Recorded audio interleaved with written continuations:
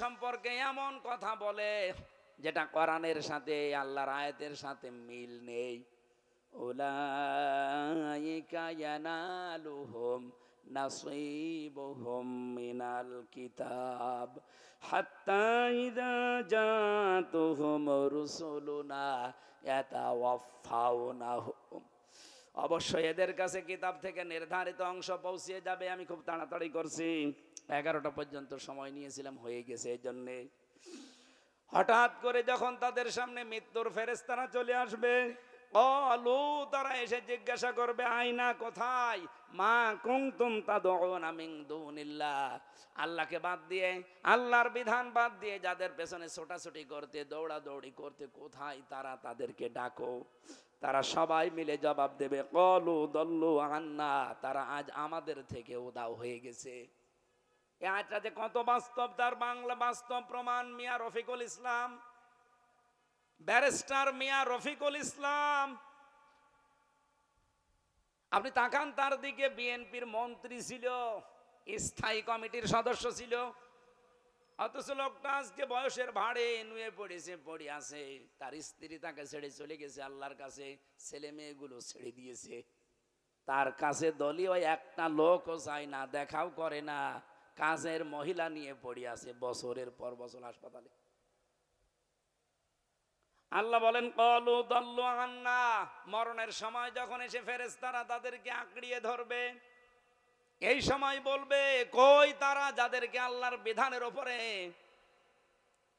তোমরা আল্লাহর বিধানের উপরে যাদেরকে উপরে তুলে দিতে, আল্লাহকে বাদ দিয়ে অন্য যাদের পেছনে ছোটাছুটি করতে, কোথায় তারা?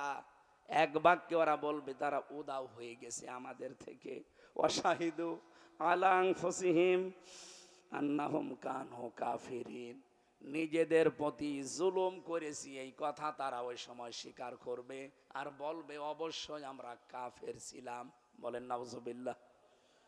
রব্বুল আলামিন বলেন, এক বাক্যে আমি তাদেরকে শোনাবো, ক্বালা দুখুলু ফি উমামিন ক্বাদ খালাত মিন ক্বাবলিকুম মিনাল জিন্নি ওয়াল ইনসি ফিন্নার, প্রবেশ করো ওই জাতির ভেতরে, তোমাদের পূর্বে যারা এই পৃথিবী থেকে বিদায় নিয়েছে, এরকম মানুষের তৈরি করা আইনের পেছনে ঘুরে ঘুরে জিন আর মানুষের ভেতর থেকে যাও, তাদের মাঝখানে জাহান্নামে যাও।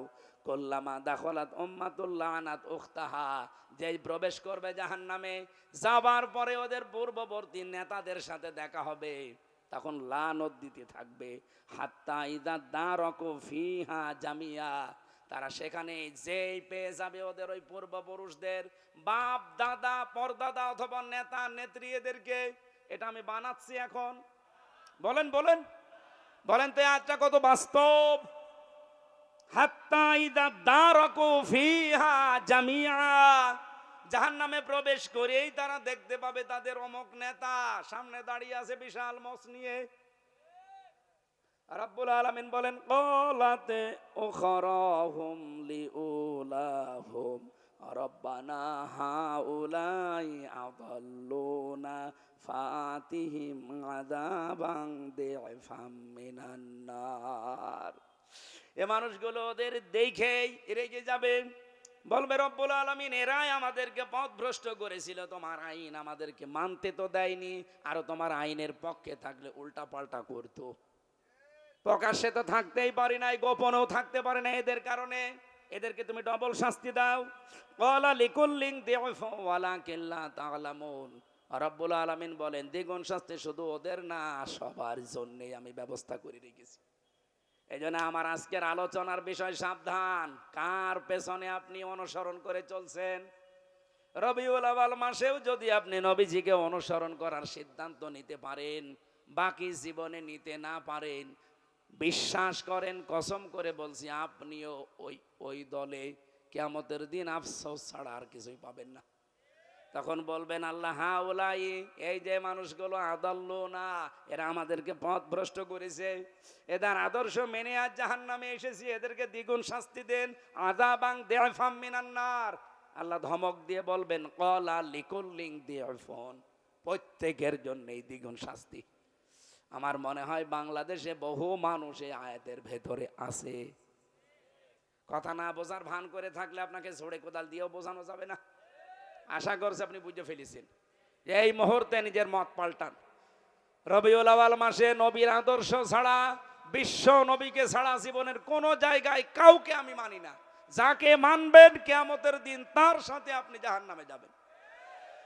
এটার দলিল হচ্ছে সূরা হুদ ৯৮ নম্বর আয়াত ১২ নম্বর পারা ১২ নম্বর পৃষ্ঠার প্রথম নম্বর লাইনে আছে, ইয়াকদুমু কওমাহু ইয়াউমাল কিয়ামা ফাআওরাদাহুমুন নার ওয়া বিসাল বিরদুল মাওরুদ। কিয়ামতের দিন যেই নেতা জাহান্নামে যাবে, ওই নেতার যত অনুসারী কর্মী সবাই তার সাথে জাহান্নামে যাবে। আল্লাহ আমাদেরকে আয়াত থেকে যে মূল মেসেজ, অনুসরণ করতে হলে যার তার পেছনে যাওয়া যাবে না। একমাত্র মুহাম্মদুর রাসূলুল্লাহকে যারা মেনে চলে, চোখ কান বন্ধ করে তাদের অনুসরণ করে, আল্লাহ কিয়ামতে তাদের সাথে যেন জান্নাতুল ফেরদাউসে পৌঁছিয়ে দেন। 11টা 15 বেজে গেছে, এখন আর কথা বলা ঠিক হচ্ছে না। আরো ছিল অনেকগুলো, আজকের মতো এই শেষ। আল্লাহুম্মা আমিন। রব্বানা আতিনা ফিদ দুনিয়া হাসানা ওয়া ফিল আখিরাতি হাসানা ওয়া কিনা আযাবান নার। যতটুকুই বলেছি আল্লাহ জীবনে সেট করে দাও।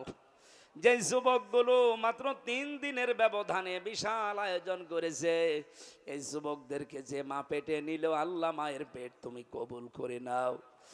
এই যুবকদেরকে আর কোনো খারাপ পথে দিও না। নবীর আদর্শ মতো, নবীর বিশ্ব নবীকে আদর্শ মেনে চলার তৌফিক তাদেরকে দাও। এদের যাদের কর্মজীবন নেই, আল্লাহ যুবকদের একটা হালাল কর্মজীবনের ব্যবস্থা করে দিও। সম্মানিত মা বোনদেরকে খাদিজার মতো, আয়েশার মতো বানিয়ে দাও।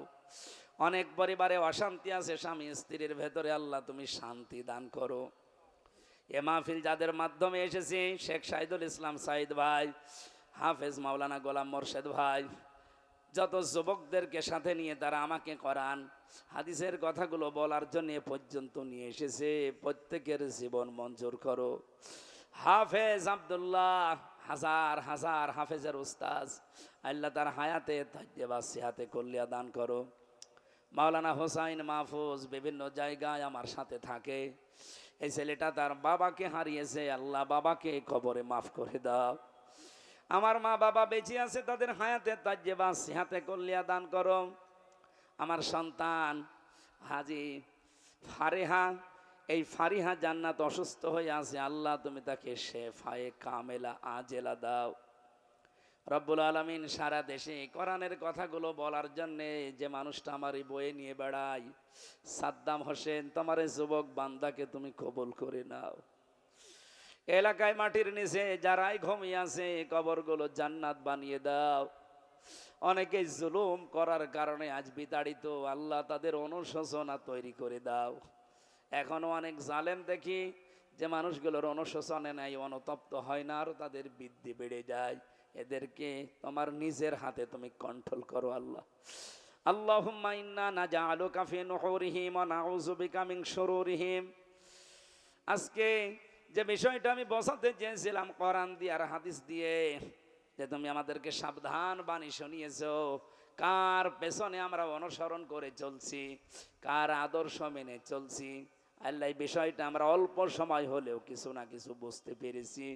আমাদের বিবেকের উপরে এখন তুমি ধাক্কা দাও, আমরা যেন মেনে নিতে পারি। বারাকাল্লাহু লানা ওয়া লাকুম ফিল কোরআনিল আযীম। আলহামদুলিল্লাহি রাব্বিল আলামিন। আসসালামু আলাইকুম। এই আমার যে বই ছিল জেলখানায় লেখা একটা, এখানে স্টেজে আছে।